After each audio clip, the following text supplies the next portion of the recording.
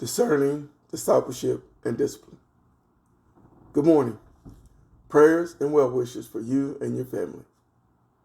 For those of us in the path of the literal storms last night, I pray all is well and no one is hurt, and maybe the property damage was minimal. The old barn on our property was blown down, and of course it will need to be taken to the ground. And our swimming pool got turned up, but hopefully it isn't ruined. We were in the process of cleaning and setting it up so that in the spring the rains will fill it up and help us. The concept of storms messing things up, and all the while we were hoping for the storms to help us out, seems to be contradictory. But follow me for just a second. We're so often being broken and beaten by the storms of life, but if we are honest, without those storms, we would not be afforded the opportunities to grow as we deal with and work through. So, I know we don't really wish for strife, but we sort of do. We acknowledge that God has a plan for us, right? So, if we know He has a plan to prosper us, we know that it will most certainly include processes that improve us, and of course, that only comes from overcoming and reestablishing new levels of abilities.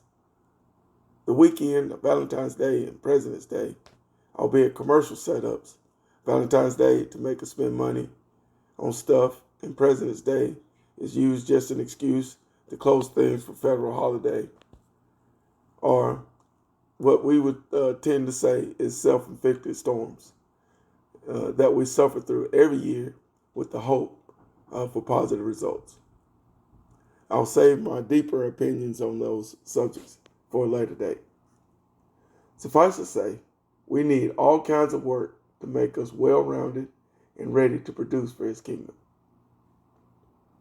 The encouragement is that no matter the setup, self-inflicted storms, literal storms, or even standard kingdom processes, we have grace working them together to make us who He plans for us to be. Last week, we heard about how discipleship, aided by our discernment, keeps us on the path to the spot where God has predetermined for us to receive His blessings, and how our discipline in honoring the leading of the Holy Spirit assures consistency in the manifesting of His grace. Recognizing the process is key to success. Knowing we are in a storm, self-made or not, and that He is growing us is exactly what we want. Go through to get to. Receive the blessing in the storm. Be.